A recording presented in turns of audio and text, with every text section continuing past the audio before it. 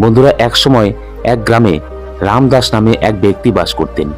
তিনি তার স্ত্রীর কারণে খুব কষ্ট পেতেন, কারণ তার স্ত্রী সবসময় ছোট ছোট বিষয় নিয়ে তাকে তিরস্কার করত। বলতো, তোমার কাছে কি আছে, বাড়িতে খাওয়ার মতো কিছুই নেই। বন্ধুরা, তার বাড়িতে সম্পূর্ণ দারিদ্রতা ছেয়ে গিয়েছিল। তার ঘরে একটা টাকাও ছিল না, এমনকি খাওয়ার জন্য এক মুঠো খাবারও ছিল না। প্রথমত তার বাড়িতে খাবার নেই, তার ওপর তার স্ত্রীর কটূক্তি। সে খুব বিরক্ত হয়ে গিয়েছিল। সে বুঝতে পারছিল না যে তার কি করা উচিত। একদিন সে তার বাড়ি ছেড়ে এক নির্জন রাস্তায় চলে গেল। তিনি খুব নির্জন রাস্তায় হাঁটছিলেন। এমন সময় তিনি একজন ঋষিকে তপস্যা করতে দেখলেন। সে গিয়ে তার কাছে বসল। যখন সাধু তার তপস্যা শেষ করলেন, রামদাস তার সামনে জোরে জোরে কাঁদতে লাগলেন। সাধু রামদাসকে জিজ্ঞাসা করলেন, হে পুত্র, তোমার কি সমস্যা? তুমি কাঁদছো কেন? তোমার সমস্যাটি আমাকে খুলে বলো। তখন রামদাস সাধুকে বললেন, হে মহারাজ, আমার একজন স্ত্রী আছে যে প্রতিদিন আমাকে উপহাস করে। আমি গরিব, তাতে আমি কি করব? আমি যতই কাজ করি না কেন, আমি টাকা আয় করতে পারছি না। আমার একটা ছোট্ট ব্যবসা ছিল, সেটাও আমার স্ত্রীর ঝামেলার কারণে নষ্ট হয়ে গেছে। সে দিনরাত আমার সাথে ঝগড়া করে। এখন আমি প্রতিটা দানা নিয়ে চিন্তিত। আমাদের বাড়িতে খাওয়ার মতো কিছুই নেই, এছাড়া পরার মতো কোনো বস্ত্র নেই। কিন্তু আমি আমার স্ত্রীকে বুঝিয়ে বলি যে সে যেন আমাকে ঠাট্টা না করে এবং আমার সাথে ঝগড়া না করে, কিন্তু সে মোটেও আমার কথা শোনে না। গুরুজি, এই কারণে আমি খুব চিন্তিত। এই কারণে আমি বাড়ি ছেড়ে এখানে চলে এসেছি। তারপর সাধু বললেন, কেঁদো না বাবা, আমি তোমাকে এমন একটি কথা বলবো যা তোমার ভাগ্য উজ্জ্বল করবে। কোনো লজ্জা না করে তোমাকে শুধু তোমার নারীর এই দুটি অগ্রগতি থাকে। সাধুজি বললেন, এখন আমি তোমাকে একজন নারীর সেই অঙ্গগুলি সম্পর্কে বলতে যাচ্ছি, মনোযোগ দিয়ে শোনো আর তোমার নিজের জীবনে এটাকে প্রয়োগ করো। তারপর রামদাস সাধুজি মহারাজের কথা খুব মনোযোগ সহকারে শোনেন আর বলেন যে যত তাড়াতাড়ি সম্ভব আমাকে এটা বলুন। বন্ধুরা, তখন সাধুজি মহারাজ রামদাসকে একটি গল্প শোনান আর বলেন যে এক শহরে একজন কৃষক বাস করত। তার অনেক জমি ছিল, যেখানে তিনি দিনরাত কঠোর পরিশ্রম করতেন এবং তার স্ত্রী তার বাড়িতে থাকতেন। কৃষক এবং তার স্ত্রীর মধ্যে অনেক প্রেম ছিল। তার বাড়িতে কখনো কোনো ধরনের ঝগড়া বা দ্বন্দ্ব ছিল না। এই কারণে মহালক্ষ্মী সর্বদা তার বাড়িতে বাস করতেন আর তার জমিতে এত বেশি ফলন দিয়েছিল যে সে দিন দিন ধনী হয়ে উঠছিল। সেই কৃষক এবং তার স্ত্রীর মধ্যে এত প্রেম ছিল যে আশেপাশের লোকেরা তাদের দেখে ঈর্ষান্বিত হতো। ধীরে ধীরে সম্পূর্ণ গ্রামের মানুষ জানতে পারল যে কৃষক এবং তার স্ত্রীর মধ্যে অনেক প্রেম রয়েছে। ধীরে ধীরে এই খবর নগরের রাজার কাছে পৌঁছে গেল। বন্ধুরা, যখন কৃষক এবং তার স্ত্রীর এই বিষয়টি রাজার কাছে পৌঁছায়, তখন রাজাও তাদের প্রেমের অনেক প্রশংসা করেন। তিনি সবাইকে বলেন যে আমাদের নগরে একজন কৃষক এবং তার স্ত্রী থাকে যারা কখনো ঝগড়া করে না। তাদের মধ্যে এত প্রেম যে আমি আমার জীবনে আর কখনো দেখিনি। এক সময় রাজা সম্পূর্ণ নগরে ঘোষণা করেন যে নগরের সকল মানুষ যেন তাদের ঘরে ঘিয়ের প্রদীপ জ্বালায়। রাজার স্ত্রী জিজ্ঞাসা করেন, আপনি এটা কেন করছেন? আপনি সবার বাড়িতে ঘিয়ের প্রদীপ কেন জ্বালাতে চাইছেন? স্ত্রীর কথা শোনার পর রাজা বলেন, প্রদীপ ভালোবাসার প্রতীক। যার ঘরে ঘিয়ের প্রদীপ জ্বালানো থাকে তার ঘরে সর্বদা ভালোবাসা থাকে। আর আমি চাই কৃষক এবং তার স্ত্রীর মধ্যে যে ভালোবাসা আছে তা আমাদের সম্পূর্ণ নগর জুড়ে থাকুক। সেই জন্য আমি প্রতিটি ঘরে একটি করে ঘিয়ের প্রদীপ জ্বালাতে চাই। বন্ধুরা, রাজার সৈন্যরা নগরের সর্বত্র ঢেরি পেটায় আর বলে সারা রাত ধরে সবার ঘরে ঘিয়ের প্রদীপ জ্বালাতে হবে। রাজার পরামর্শ অনুসারে সমস্ত নাগরিক তাদের বাড়িতে ঘিয়ের প্রদীপ জ্বালায়। কিন্তু মধ্যরাত হওয়ার সাথে সাথেই সকলের ঘরের বাতি নিভে যায়, কিন্তু কৃষকের ঘরের বাতি জ্বলতে থাকে। কৃষকের স্ত্রী সবসময় প্রদীপ জ্বালাতেন, কিন্তু কৃষকের স্ত্রী কৃষকের কোনো কথাই শুনতেন না। তার যা করতে ভালো লাগতো সে তাই করত। কিন্তু কৃষকের এতে কোনো আপত্তি ছিল না, কারণ কৃষকটি খুব বুদ্ধিমান ছিল। কৃষক ভাবত, যদি আমি আমার স্ত্রীকে নিষেধ করি তাহলে ঘরে অপ্রয়োজনীয় ঝগড়া হবে। এই কারণে কৃষক এটিকে উপেক্ষা করত এবং সে প্রেমপূর্বক তার সাথে থাকত।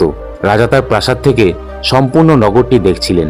তিনি দেখলেন যে সম্পূর্ণ নগরে কারো বাড়িতে বাতি জ্বলছে না, কিন্তু কৃষকের বাড়িতে একটি বাতি জ্বলছে। তারপর রাজা তার রানীকে বলেন, দেখো, কৃষক এবং তার স্ত্রীর বাড়িতে প্রদীপ জ্বলছে, কিন্তু সম্পূর্ণ নগরে কোথাও একটি প্রদীপও জ্বলছে না। এটিতেই বোঝায় যে কৃষক এবং তার স্ত্রীর মধ্যে কতটা ভালোবাসা রয়েছে। তারপর রাজার স্ত্রী রাজাকে বলেন, যে কৃষক এবং তার স্ত্রীর মধ্যে ভালোবাসা কৃষকের স্ত্রীর কারণেই রয়েছে, আর সেই কারণেই বাড়িতে এত ভালোবাসা। বন্ধুরা, রাজা যখন রানীর কথা শোনেন তখন তিনি বলেন, না, তোমাদের ধারণা ভুল। কৃষকের ঘরে যে ভালোবাসা আছে তার স্ত্রীর কারণে নয়, বরং কৃষকের কারণে। রানী বলেন যে কৃষকের স্ত্রী খুব বুদ্ধিমতী। আপনার ধারণা ভুল, আর এই কারণেই তাদের বাড়িতে কখনো কোনো ঝগড়া হয় না। রাজা বলেন যে কৃষক বুদ্ধিমান, আর রানী বলেন যে কৃষকের স্ত্রী বুদ্ধিমতী। বন্ধুরা, এটা বেশ কিছুদিন ধরে চলছিল। এই বিষয় নিয়ে রাজা এবং রানীর মধ্যে বিরাট ঝগড়া হয়ে যায়। এরপর রাজা বলেন, আমাদের ঝগড়া করার কোনো দরকার নেই, কেননা আমরা কৃষক এবং তার স্ত্রীকে পরীক্ষা করি, তাহলে সব দুধের মতো পরিষ্কার হয়ে যাবে। অনেক ঝগড়ার পর রাজা এবং রানী উভয়ে এই বিষয়ে একমত হন, আর উভয়ই পরীক্ষা নেওয়ার জন্য প্রস্তুত হন। তারপর রাজা একজন পুরুষ সৈনিককে ডাকেন, আর সৈনিককে বলেন, তুমি কৃষকের কাছে যাও, আর আমি তোমাকে যা প্রশ্ন করছি তা গিয়ে তাকে বলো। পুরুষ সৈনিকটি বলেন, ঠিক আছে মহারাজ। রাজার কথা শুনে সেই সৈনিক কৃষকের কাছে যায়। সেই সময় কৃষকের স্ত্রী মাঠে গিয়েছিলেন, কিন্তু কৃষকের শরীর ভালো ছিল না, যার কারণে সে মাঠে যায়নি।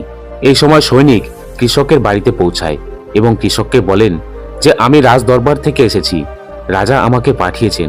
কৃষক বলেন, বলুন আমি আপনাকে কিভাবে সেবা করতে পারি? আপনি বসুন, আমি আপনার জন্য জল নিয়ে আসি। তারপর সৈনিক বলেন, না, তোমাকে কিছু আনতে হবে না, আমি রাজার সৈনিক, আমি তোমার কাছে রাজার খবর নিয়ে এসেছি। তারপর কৃষক বলেন, ঠিক আছে বলুন, রাজা মশাই আমার জন্য কি খবর পাঠিয়েছেন? সৈনিক বলল, কৃষক, রাজা বলেছেন যে যদি তুমি তোমার স্ত্রীকে ছেড়ে দাও তাহলে রাজা তোমাকে প্রচুর হীরা জহরত উপহার দেবেন এবং তোমার জমির দ্বিগুণ জমি তোমাকে দেবেন। এছাড়াও প্রাসাদের অর্ধেক তোমাকে দেওয়া হবে। কিন্তু কৃষকের দেওয়া উত্তরটি শোনার মতো ছিল। কৃষক বলল, রাজা তার সম্পূর্ণ সাম্রাজ্য আমাকে দিলেও আমি আমার স্ত্রীকে ছেড়ে যাব না। যান, আপনার রাজাকে এই কথা বলুন। সৈন্যটি গিয়ে রাজাকে সবকিছু খুলে বললেন। সেই সময় রানী সেখানে ছিলেন এবং সৈনিকের কথা শুনছিলেন। শোনার পর রানী বললেন, আপনি কৃষককে পরীক্ষা করেছেন, কিন্তু কৃষকের স্ত্রীকে পরীক্ষা করেননি। এইভাবে আমরা কিভাবে জানতে পারি যে কে বুদ্ধিমান? এরপর রানী বললেন, আমি কৃষকের স্ত্রীকে পরীক্ষা করতে চাই। যখন উভয়ের পরীক্ষা করা হবে তখনই আমরা জানতে পারবো যে কে বুদ্ধিমান। তারপর রানী একজন সৈনিককে ডেকে বললেন, আমার বার্তা কৃষকের স্ত্রীর কাছে পৌঁছে দাও, আর মনে রাখবে এটা কেবল তখনই বলবে যখন কৃষক বাড়িতে থাকবে না। সৈনিক জিজ্ঞাসা করলেন, হে রানী সাহেবা, দয়া করে বলুন তাকে কি বলতে হবে? তখন রানী সৈনিককে সবকিছু খুলে বললেন। সৈনিকটি কৃষকের বাড়িতে যায় এবং তাকে ডাকে। তারপর কৃষকের স্ত্রী তার ঘর থেকে বেরিয়ে এসে বলে, বলুন কি হয়েছে, আপনি এত হইচই করছেন কেন? তখন সৈনিক বললেন, আমি রাজপ্রাসাদ থেকে এসেছি, রানীমা আমাকে পাঠিয়েছেন। কৃষকের স্ত্রী বললেন, বলুন কেন এসেছেন? তারপর সৈনিক বলল, রানী বলেছেন যে যদি তুমি তোমার স্বামীকে হত্যা করো তাহলে রানী তোমাকে প্রচুর হীরা জহরত দেবেন, আর তুমি প্রাসাদের অর্ধেক অংশও পাবে। এছাড়াও তোমার সমস্ত জমি তোমারই থাকবে, কিন্তু রানী তোমাকে সেই জমির দ্বিগুণ জমি দেবেন। এই কথা শুনে কৃষকের স্ত্রী রাজি হয়ে যায় এবং সে বলে, ঠিক আছে, যদি রানী সাহেবা আমাকে এটা দেয় তাহলে আমি এটা গ্রহণ করব, আমি আমার স্বামীকে মেরে ফেলব। তারপর সৈনিক জিজ্ঞাসা করেন, রানী কিভাবে জানতে পারবেন যে তুমি তোমার স্বামীকে হত্যা করেছ? তারপর কৃষকের স্ত্রী বলেন, যখন আমি কৃষককে হত্যা করব তখন আমার ঘরের যে প্রদীপটি জ্বলছে তা আমি নিভিয়ে দেব, তবেই আপনি জানতে পারবেন যে আমি কৃষককে মেরে ফেলেছি। এরপর সৈনিকটি কৃষকের স্ত্রীর কথা শুনে প্রাসাদে ফিরে যায় এবং রানীমাকে সবকিছু খুলে বলেন। কৃষকের স্ত্রীর কথা শুনে রানী খুব অবাক হয়ে গেলেন। রাজা এবং রানী নারীদের ঘৃণা করতে শুরু করেন।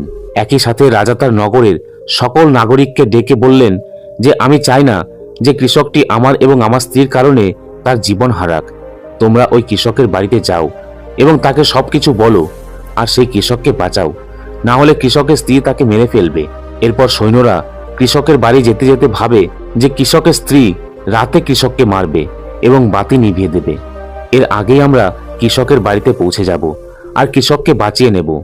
বন্ধুরা, রাজার সৈন্যরা কৃষকের বাড়িতে পৌঁছানোর সাথে সাথেই তারা দেখতে পায় কৃষকটি মৃত অবস্থায় পড়ে আছে। তখন সৈনিক কৃষকের স্ত্রীকে বলেন যে তোমাকে রাতে কৃষককে হত্যা করতে বলা হয়েছিল, কিন্তু তুমি এখনই কৃষককে কেন মেরে ফেললে? তারপর কৃষকের স্ত্রী বলে যে কৃষককে আমাকে মারতেই হতো, রাতে আমাকে কেবল বাতি নিভিয়ে দিতে হতো। সেই জন্য আমি প্রকাশ্য দিবালোকে কৃষককে হত্যা করেছি। সব সৈন্যরা তৎক্ষণাৎ কৃষকের বাড়ি থেকে পালিয়ে যায় আর রাজা রানীকে সবকিছু খুলে বলেন। রাজা রানী রাগে ক্ষিপ্ত হয়ে ওঠেন। এরপর রাজা ও রানী তাদের সৈন্যদের কৃষকের স্ত্রীকে ধরে আনতে বলেন। সৈন্যরা গিয়ে কৃষকের স্ত্রীকে বন্দি করে নিয়ে আসে। রাজা কৃষকের স্ত্রীকে জিজ্ঞাসা করেন, তুমি এটা কেন করলে? তুমি একজন লোভী মহিলা, তুমি শুধু টাকাকে ভালোবাসো। তখন কৃষকের স্ত্রী উত্তর দিলেন এবং বললেন যে আমার কৃষককে আরো আগেই হত্যা করা উচিত ছিল। আমি শুধু একটা অজুহাত খুঁজছিলাম, কারণ কৃষকের খুবই খারাপ অভ্যাস ছিল, সে আমার সাথে খুব খারাপ ব্যবহার করত। রাজা জিজ্ঞাসা করলেন, কৃষক কি করেছে? কৃষকের স্ত্রী উত্তর দিলেন যে তিনি সবসময় তার আঙুল দিয়ে আমার নাকের ওপরের অংশটি টিপতেন এবং এছাড়াও আমার সাথে আরও একটি খারাপ কাজ করত। সে প্রায়ই তার জিভ দিয়ে আমার কানের পিছনের অংশ স্পর্শ করতেন।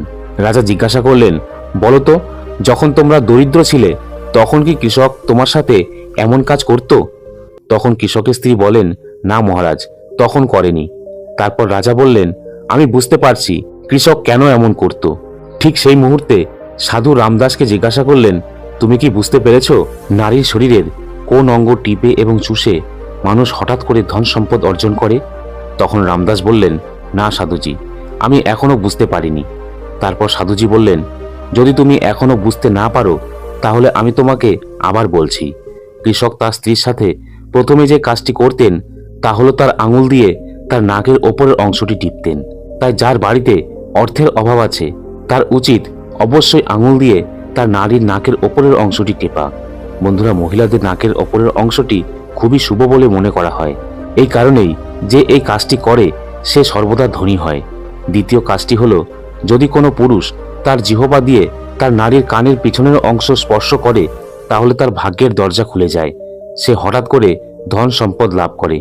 এটি ঘটে কারণ দেবী লক্ষ্মী একজন মহিলার কানের পিছনের অংশে বসবাস করেন। যখন আপনি এটি করেন দেবী লক্ষ্মী আপনার ওপর প্রসন্ন হন এবং আপনাকে প্রচুর ধন সম্পদ দান করেন। আর তুমি নিশ্চয়ই একটা কথা শুনেছ যে নারীদের দেবী লক্ষ্মীর রূপ হিসাবে বিবেচনা করা হয়।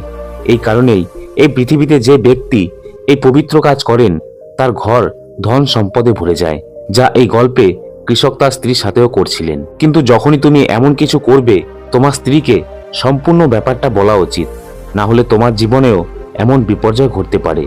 বন্ধুরা, আজকের তথ্যবহুল ভিডিওটি আপনাদের কেমন লাগলো কমেন্ট করে অবশ্যই জানাবেন।